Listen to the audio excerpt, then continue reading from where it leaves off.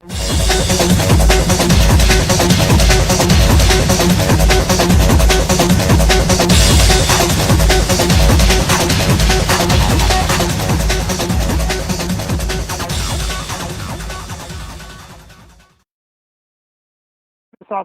एक वैद्य राधे श्याम शुक्ला, जिनका नाम है, पचमढ़ी से ताल्लुक रखते हैं, लेकिन कुछ ज्यादा ही सुर्खियों में है। तो उसकी वजह है एडीजी राजेंद्र कुमार मिश्रा के पिताजी का वो लगातार पिछले 3 माह से इलाज कर रहे हैं। शुक्ला जी, आपका स्वागत है पहचान कौन में। पचमढ़ी से ताल्लुक है, निश्चित तौर पर जड़ी बूटियों से आपका ताल्लुक है, लेकिन आपने विज्ञान को और डॉक्टरों को चुनौती दी और उसकी वजह है एडीजी के पिताजी की जो स्वास्थ्य है उसको डॉक्टरों ने जवाब दे दिया था। अगर आप कुछ कहना चाहें इस पर। तो मेरे को इनके पिताजी जब बीमार हुए थे तो मैंने फ़ोन करके पूछा था कि भाई पिताजी की तबीयत कैसी, तो बोले अभी ठीक है। फिर मैंने कहा मैं अभी नोएडा में हूँ, वहाँ से मैं 10-12 दिन में लौटता हूँ, तो फिर मैं आपको पिताजी को देख लूँगा आके। तो इन द मीन टाइम वो कुछ स्वस्थ हुए, उन्होंने इंदौर से भोपाल ले आए। भोपाल ला के एकदम सडन उनको मोशन हुआ और उनकी हालत गड़बड़ हो गई। उन्हें इमीडिएट बंसल हॉस्पिटल में एडमिट किया। एडमिट करने के बाद उनको रखा, उन्होंने पता नहीं क्या अंदर बाहर जो ट्रीटमेंट किया होगा, तो उसके बाद वो बिल्कुल अस्वस्थ हो गए। अच्छा, उनके बड़े ब्रदर भी थे। बड़े ब्रदर बोले कि भाई इसमें ये आप ऐसा हमारे बगैर पूछे क्यों कर रहे हैं, ये तो बोले नहीं ये हो गया, आप इनको ले जाएं। तो बोले नहीं, इनको कम से कम अभी रखो, तो मतलब वेंटिलेटर, बोले इस स्थिति में नहीं है, आप ले जाओ। मतलब बंसल हॉस्पिटल के डॉक्टरों ने जवाब दिया। हाँ जी। तो बोले आप तो ये एक्सपायर हो गए, डेड हो गए, इनको ले जाओ। उन्होंने उठा के फिर सीधा घर पे ले आए। घर पे लाने के बाद ये सारी व्यथा होती, तो मैंने पूछा, बोले हाँ वो तो ऐसा बोल दिए। तो मैंने कहा नहीं, हम आ रहे हैं। तो मैं आया, देखा, तो मैंने कहा नहीं, इनकी पल्स चल रही है। पल्स चली तो फिर वो हमने कहा नहीं रोको। सिस्टर भी बोली, उनकी सिस्टर भी अच्छी वो है, आयुर्वेदिक पे विश्वास करती हैं। उन्होंने कहा भैया ये हमारे पापा तो बिल्कुल स्वस्थ हैं, पेट भी नहीं उनका, सारी चीज़ें आ रही। तो बोले अपन रात भर इनको रखेंगे, नेक्स्ट डे देखेंगे। सबको लौटा दिया। लौटने के बाद फिर उनको दूसरे दिन से हमने अपना ट्रीटमेंट चालू किया। और शाम को फिर डॉक्टर आए, सतपति आए, और भी 2-4 डॉक्टर आए। बोले नहीं जी डेथ। मैंने कहा गलत बोल रहे हैं आप, डेथ नहीं है, इनको पल्स चल रहे हैं और पल्स आप काउंट करो। वो फिर उनको मिलीमीटर जो भी हो उससे चेक किया। तो पहले बोले नहीं गलत है, ये इसमें इलेक्ट्रिक सामान होता है तो गलत हो जाता है। तो मैंने कहा नहीं आप अपना निकालो। उन्होंने निकाला, फिर बोले हाँ इनमें जान है। उन्होंने भी माना। हाँ, लेकिन अब अस्पताल से तो घर आ चुके थे और अब आपका इलाज शुरू होता है, और इलाज शुरू होता है नाड़ी से, नाड़ी पकड़ने के बाद में। सर हम यही जानना चाहते हैं एक उनकी हालत इस वक्त कैसी है पिछले 3 माह में, फिर हम आयुर्वेदिक जो इलाज है उस पर जाना चाहते हैं। हम अब उनकी हालत स्थिर है, उनकी नाड़ी भी प्रॉपर चल रही है, हार्ट बीट भी चल रही है, फंक्शन पूरे हैं। कफ होता है, कभी ज्यादा कफ हो जाता है, कभी कम, तो उसको मेंटेन करते हैं। आम सामान्य मरीज को बोला जाता है कि कोमा में चले गए, कुछ ऐसी स्थिति नहीं, उनकी कुछ स्थिति, वो उस समय योगा करते थे हमेशा, तो उनकी स्थिति ऐसी थी कि योगा वाले अपने ध्यान में आ जाते थे, तो समाधि के तौर पे भी लोग अपने कंट्रोल कर लेते थे। तो आयुर्वेद इजाजत देता है इस बात की? ये सभी में आयुर्वेदिक में है। आदमी समाधि, हमारे गुरुजी महीने 6-6 महीने समाधि में रहे, ठीक है, और फिर एज इट इज हो गए। जब अभी उनकी बाकायदा मालिश हो रही है, मालिश है, नैसर्गिक चिकित्सा कर रहे हैं हम, उसमें मटनी का लेप करते हैं, सिरोधारा करते हैं, सारी चीज है फंक्शन। उनका कहीं भी कोई फंक्शन गड़बड़ नहीं है। अगर जान नहीं होती तो फिर वो स्थिति कैसे रख सकते थे भाई? 90 दिन में तो बात आने लगती। ये गलत प्रचार किया इन्होंने, और मानव अधिकार आयोग ने तो गलत। अकड़ भी कहीं कुछ नहीं, नथिंग, पूरा हाथ फंक्शन है और नाड़ियाँ चल रही है। चलिए सर, अब हम यहाँ से आपसे जानना चाहेंगे और फैलान के माध्यम से दर्शकों को आप बताना भी, नाड़ी पर हाथ रख करके बात कैसे आगे बढ़ती है, कैसे आप, कितनी नाड़ियाँ होती हैं, किस तरह से उम्र पे उसका क्या प्रभाव पड़ता है? पित्त के माध्यम से हम सब नाड़ी चेक करते हैं, बात कितना है, पित्त कितना है, और उसमें कफ कितना है, वो नाड़ी ज्ञान से ही मालूम होता है। 72 नाड़ियाँ होती हैं, डॉक्टरों को नहीं मालूम, आयुर्वेदिक डॉक्टरों को नहीं मालूम कि कितनी नाड़ियाँ होती हैं। जब तक वो पूरी डैमेज ना हो, खत्म नहीं हो, जब तक आदमी नहीं मरता। तो 72 नाड़ियों में से कितनी चलती रहना चाहिए, या कौन कब तक चलती है? कुछ डेड हो जाती हैं तो उनको फिर पुनर्जीवित करते हैं हम अपनी हर्बल से। हर्बल हमारे पास ऐसी दुर्लभ है जो कहीं नहीं मिलती, केवल पचमढ़ी और हिमालय में मिल रही। मतलब पहाड़ी क्षेत्र में जड़ी बूटियाँ मिलती हैं। आपका ताल्लुक पचमढ़ी से है। पचमढ़ी में। तो राधेश्याम जी, आपको विरासत में मिला है, परिवार में कोई वैद्य था, या आपने सीखा समझा है? आप कोई नौकरी भी करते थे? नौकरी में था, मैं पीडब्ल्यूडी में था। उस समय पीडब्ल्यूडी में रहते हुए मेरे को दिग्विजय सिंह साहब ने यहाँ मध्य प्रदेश शासन ने सम्मानित भी किया। मैंने हरबंस सिंह जी का इलाज भी किया था वहाँ पचमढ़ी में रख के। फिर उनको मैंने एडवाइस किया था कि सर अपन को कोई ना कोई आदिवासी को आगे लाना है, एक ना एक पेटेंट दवा जानता छुना, जैसे जड़ी छुलाते साथ आदमी अच्छा हो जाता है, तो अपन को उसको आगे उनने माना और हम पचमढ़ी से वन मेला लगवाया। हम लोगों ने सुना है सर, रामायण में भी जिक्र है कि हनुमान जी जड़ी बूटी लेने गए थे, फिर पूरा पहाड़ उठा लाए थे। तो जड़ी बूटी में अगर आस्था करें तो आस्था है ही, और आप तो इसका जीता जागता प्रमाण है कि साबित कर रहे हैं पिछले 3 माह में।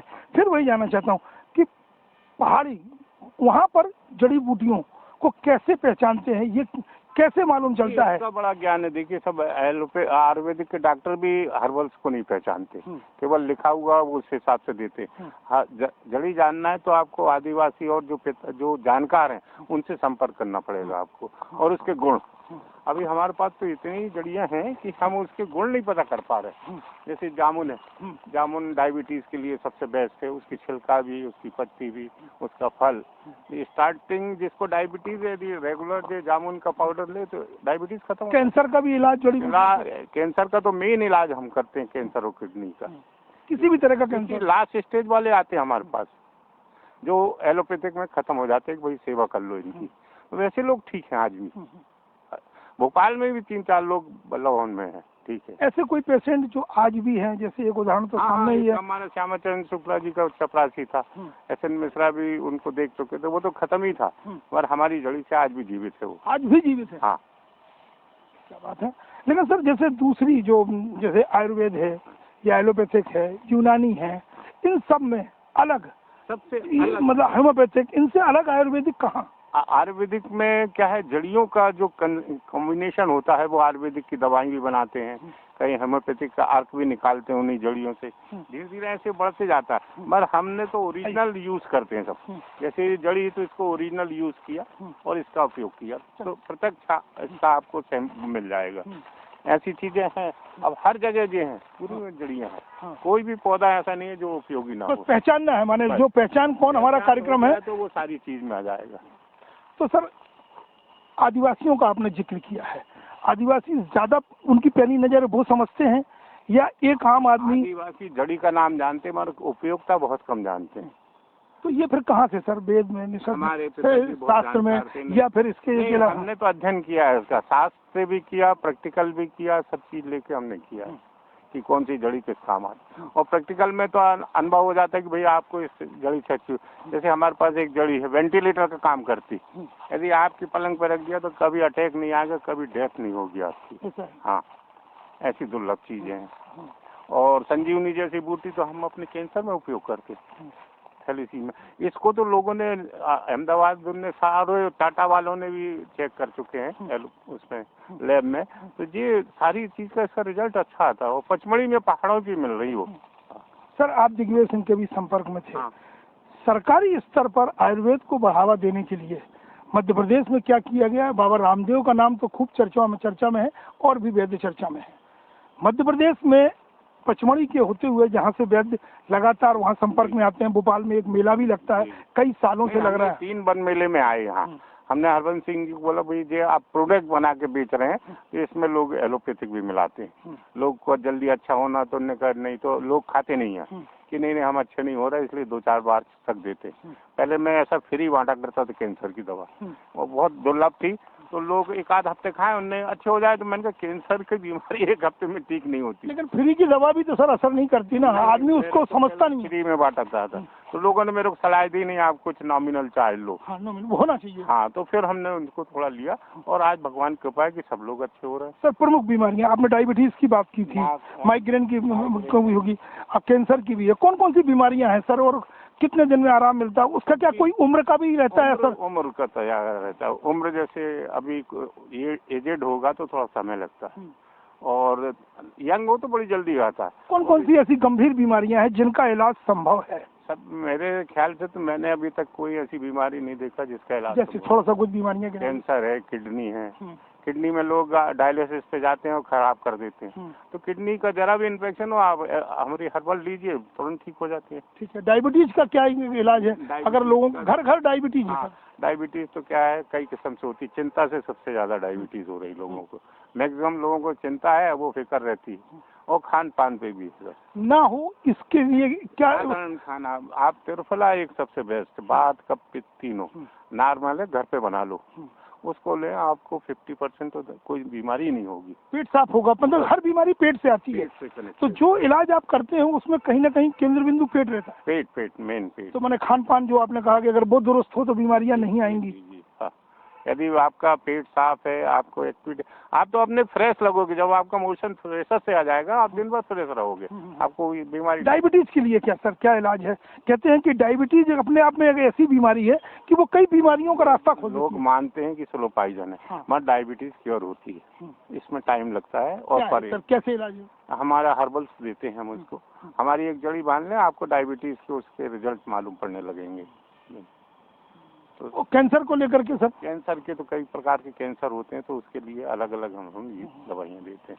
सर पचमढ़ी में आप जैसे वैद्यों के लिए कोई सुविधाएं विकसित की गई हैं सर, या खोजबीन करते हैं, या आप भी किसी पे निर्भर है कि कोई आपको जड़ी बूटी दे जाता है, या खुद खोजबीन करते हैं? हम खुद खोजबीन करते हैं और आदिवासी को साथ लेते हैं, क्योंकि मेरे पिताजी इसके बहुत अच्छे जानकार थे, और मेरे स्वामी जी तो बहुत ही ज्यादा उसे। पिताजी क्या करते थे सर? गवर्नमेंट पोस्ट जॉब में थे, वो पहले महात्माओं के साथ भी रहते थे, उनकी प्रेजेंस ऑफिस में भी रहती थी, महात्मा के पास भी रहती थी। पचमढ़ी बहुत सिद्ध महात्मा थे, तो उस समय से वो जानते थे, मगर हम उस समय विश्वास नहीं करते थे। ये कब की बात है? ये तो सर मेरा सर्विस में था, मैं मेरा ख्याल 87 की बात है, 18-19। उसके बाद में तो ये आपने कम समय में जब सरकारी नौकरी भी कर लिया आपने, पिताजी को भी बहुत उससे देख लिया, तब फिर अध्ययन आपने कहा कि मैंने अध्ययन, मेरे को अस्थमा था ना, मैं खुद इससे ठीक हुआ जब मैंने इस पे अंदर गया। यार ये तो बहुत दुर्लभ चीज है। कैसे ठीक हुए सर? मैं बैठा रहा, मैं मुंह में जड़ी रखी ना, इससे। अच्छा, मुंह में रखते हैं? हाँ, इसको रखो, कभी एनर्जी, कभी थकोगे नहीं, कहीं भी जाओ। हम पत्रकारों को जो एनर्जी चाहिए वो जड़ी बूटी से देता हूँ मैं, किसी को भी, भोपाल में मैक्सिमम लोगों को देता हूँ। अगर आम आदमी को आपसे मिलना हो, जो हैरान है, परेशान है, नर्सिंग होम हुआ है, डॉक्टर के पास है, मैं तो चाहूंगा सर कार्यक्रम में ही नंबर बताएं और कहाँ मिलते हैं आप? नंबर नोट कर लें मेरा, 9425310462। और कहाँ उपलब्ध होते हैं? पचमढ़ी में कहीं फोन लगाएंगे, मैं मिल जाऊंगा। कितने दिन भोपाल में रहते हैं? कितने दिन? अभी तो मैं इनके मिसेज की वजह से मैं यहाँ नहीं तो पचमढ़ी से कहीं नहीं जाता। सर इस केस से, इसके पहले आपने श्यामाचरण शुक्ला के एक केस बताया था। 15 दिन मैंने उनका कैंसर का इलाज किए थे, उनको बोन मैरो कैंसर था। अभी भी वो रायपुर में नहीं, श्यामाचरण शुक्ला नहीं, उनका नहीं, इनके दिग्विजय सिंह का साहब का तो वो अभी बीच में 15 अगस्त में गए थे, जब भी नाड़ी दी, और उस समय उन्होंने मेरे को जल जंगल जमीन में, जब मुख्यमंत्री थे, उन्होंने मेरे को मेंबर रखा था। जल जंगल जमीन, ये तो उमा जी का नारा था। नहीं, दिग्विजय सिंह का था। तो इस केस से आप किस नतीजे पे पहुंचे? एक टिपिकल केस था ये वाला, तो सब हम तो चैलेंजिंग केस ही लेते हैं ना सब। जो एलोपैथिक में फेल हो जाते हैं उनको ठीक करते हैं, और इसमें हर्बल में इतनी ताकत है कि सारी चीजें ठीक हो रही हैं। डॉक्टरों के पास तो एक लिमिटेड सीमित रहता है कि इसके बाद उनके पास कोई इलाज नहीं है। अब इसमें हर्बल में तो ऐसा है कि मुर्दा आदमी जिंदा हो जाता है। और मेरा ख्याल अभी तक मैंने जो जितने भी केस देखे हैं, किडनी में लोगों की किडनी खराब की जाती है, और क्योंकि उनके पास पेशेंट भी कम रहते हैं। तो सर अब तो डॉक्टर भी आते होंगे, परिवार के लोग भी आते होंगे, डॉक्टर भी ये मानने को मजबूर हुए कि उस वक्त जो फैसला किया वो जल्दबाजी में लिया? नहीं, वो मानते हैं मगर बोल नहीं सक रहे है। अच्छा, वो अपने बच्चों को आयुर्वेदिक दे रहे हैं, होम्योपैथिक दे रहे हैं, कोई एलोपैथिक नहीं देता। तुरंत के लिए आप गोली खा लो, नहीं तो आपका साधारण बुखार। कहते हैं कि कोई रोग होता है, जब इलाज शुरू होता है तो रोग आगे ना बढ़े, दवाई इसलिए दी जाती है। इस केस में रोग आगे नहीं बढ़ा है या रोग कम भी हुआ है? इन केस में तो रोग कम होते चला जा रहा है। हाँ, और भगवान ने चाहा तो बड़ी जल्दी वो अभी आँख वगैरह तो नहीं, सब आँख खुल रही है उनकी, सारा चीज है। नाक से सर्दी हो जाती है, नाक से पानी भी आता है, मुंह से भी आता है। जब कफ उनका कंट्रोल हो जाता है तो एजिटेट हो जाते हैं। सारे जो संकेत हैं वो सकारात्मक। अभी तक सकारात्मक नहीं रहते तो हम 90 दिन रख के से सकते थे सब। सर आपने जिक्र किया दिग्विजय सिंह का, श्यामाचरण शुक्ल का, और किन किन किन लोगों के आप संपर्क में आए? मैं तो पूरे प्राय मध्य प्रदेश में सभी, अनिल दवे का मैं हर साल काया। हाँ, अनिल दवे का केस क्या था लास्ट टाइम में? शायद आपसे बात नहीं हो पा रही। मेरी 17 तारीख उनकी 12 तारीख को बात हुई थी। मैंने कहा भैया आपको लग रहे बहुत कमजोर, मैं आपको मतलब देखना, तो बोले शुक्ला जी मैं आ जा रहा हूँ मध्य प्रदेश।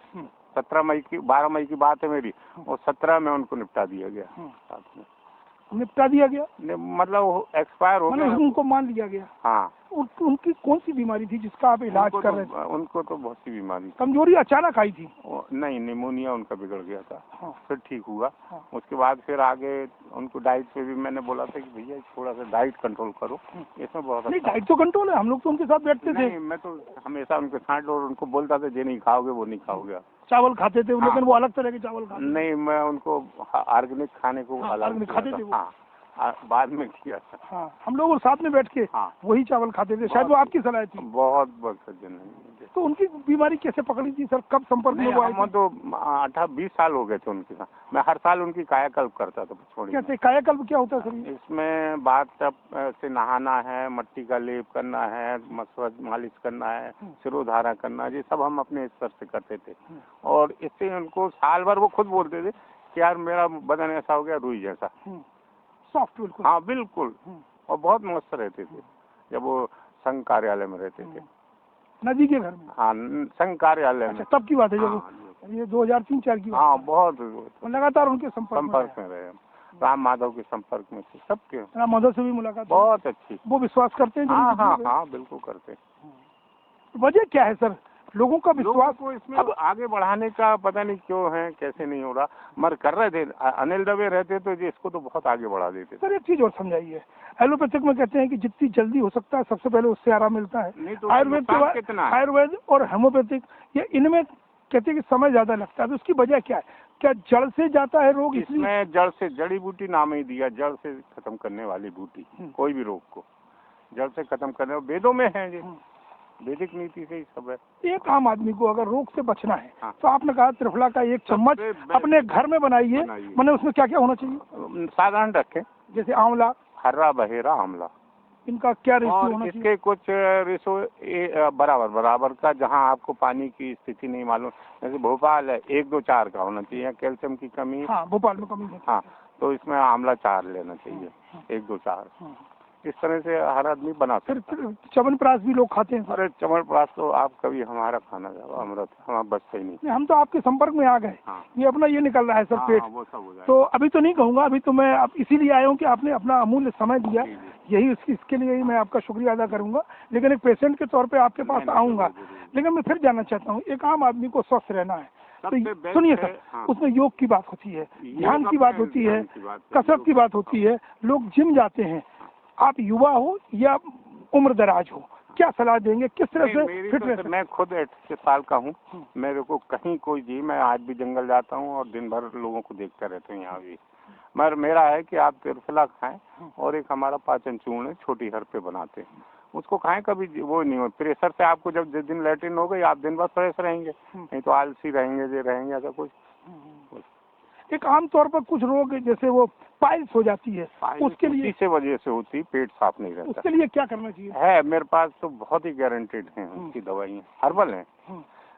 परहेज करना पड़ेगा 1 महीने। कैसे ही आपको परहेज में क्या नहीं खाना चाहिए? उसमें तेल वगैरह कहते हैं, चावल, आलू, तेल वगैरह, मिर्च वगैरह देना खाएं बस। 1 महीना कर लें, फिर दोबारा नहीं होगी।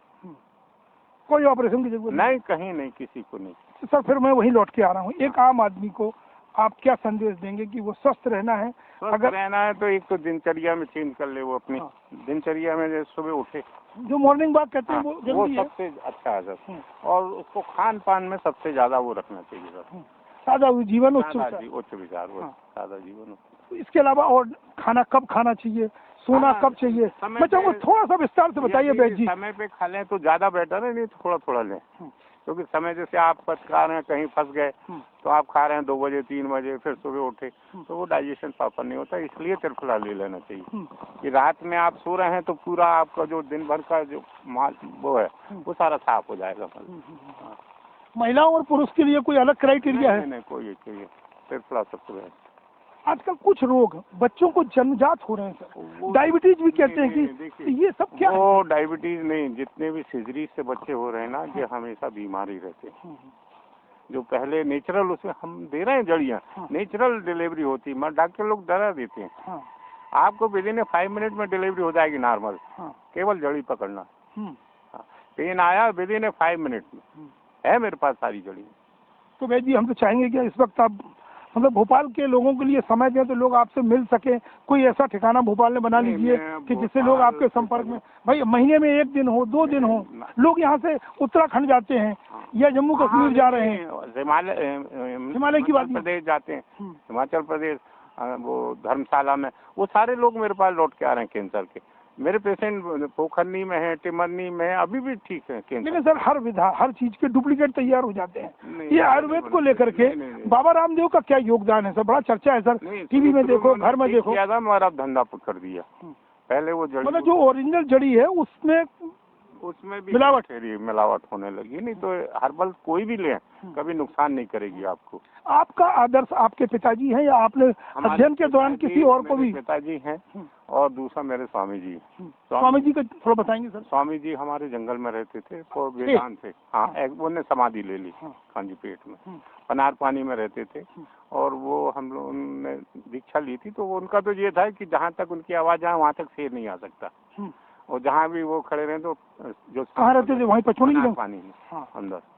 और वो तो योगा के बड़े भारी वो थे। आप शादीशुदा हैं? हाँ, मैं तो सर घर में नई पीढ़ी को भी इस विधा को बच्चे कर रहे हैं। हाँ, कर चुके हैं, नहीं कर रहे हैं। मैं सबको गाइड भी करता हूँ। मेरा जर्नल है वन मेला, हमने इसी पर उससे लगवाया था कि सबको जानकारी दें। हरबंस सिंह जी को मैंने यही बोला था कि सब अपने घर, सबके घर में लगे पौधे, मगर उसकी जानकारी नहीं है।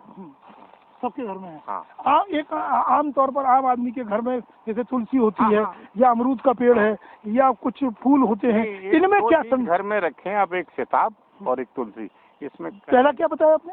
तुलसी और सिताब। सिताब क्या होता है? सिताब एक अच्छी बूटी होती है।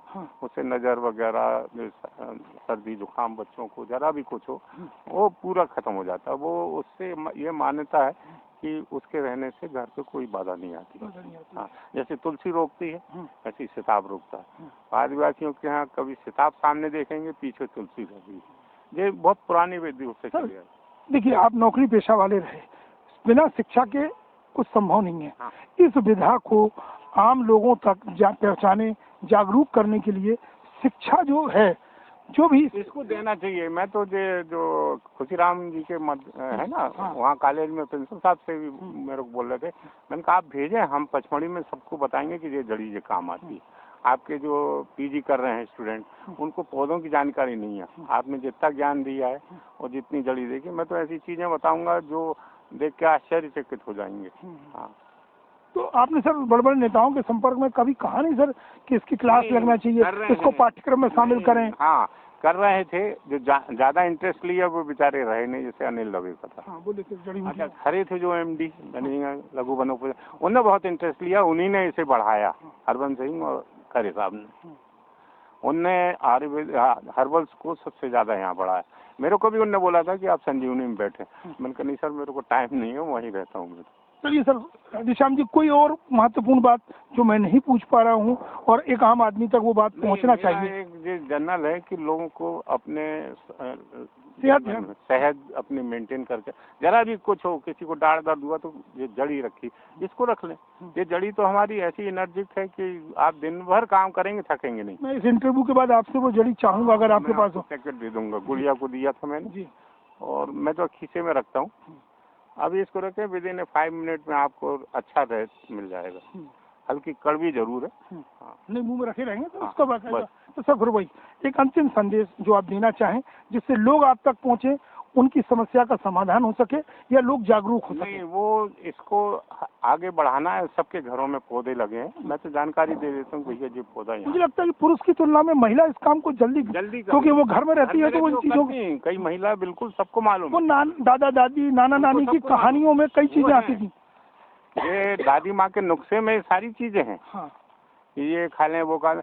बच्चों को जब दस्त के टाइम होता है बहुत सरल चीज है, तो कोई भी दवाई काम नहीं करती है। थोड़ा बताइए ना सर। दांत जब निकलते हैं टीका माली जरा सा दे दें चने के, वो अपने राई के दाने पर। हमारे कैमरा पर्सन ये मिस्टर गुलजार अहमद है, इनकी बच्ची है, उसके भी दांत में दर्द रहता है। दांत के लिए क्या करें सर? एज है उनकी 6 साल की, 5-6 साल अरे सब इतना अच्छा मंजन है, वो दें तो कभी दांत ही नहीं करे। मेरे दांत गिरने लगे जब मैंने मंजन बनाया। पहले दांतों करता था, अब मेरी एज 78 है, तो मैंने कहा अब ये दांत तो जाएंगे ही। शतायु हो, आपको और उम्र मिले, लोगों के काम आए। ये सब देखिए दुआएं हैं, जब लोग अच्छे हो रहे हैं तो खुले मन से दुआएं देते हैं। बस एक अंतिम सवाल सर, जो आपने हमें बताया या जो आपके दिमाग में है, जो समय पर याद आता है, कभी भूल जाते हैं, इसको कोई पुस्तक की शक्ल देंगे जिसमें सब चीजें आ जाए? शायद कोई जोड़े। अब बच्चे भी देख रहे हैं तो करते तो हैं। नहीं, हम लोग है ना, हम किसी से ऐसा जरूर जोड़ेंगे कि आपके संस्मरण और आपकी चीजों को समायोजित किया जाए। आजकल कंप्यूटर की दुनिया है, अगर आप खुद कंप्यूटर पे एक ऑपरेटर को रख लेंगे, अपनी बात को कहते जाएंगे तो वो हो जाएगा। वो करना है वो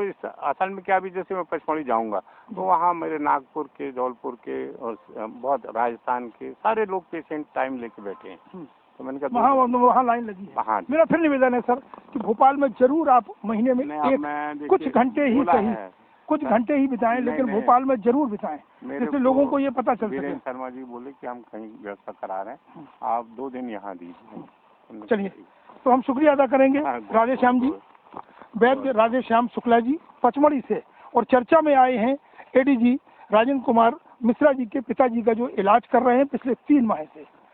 तो सब कुछ ठीक ठाक है उस घर में भी, और वैद्य जी का संदेश है कि जड़ी बूटियों को समझें, उनका उपयोग करें और भरोसा करें। तो इसी के साथ इजाजत दीजिए। वीडियो जर्नलिस्ट गुलजार अहमद के साथ राकेश अग्निहोत्री, भोपाल।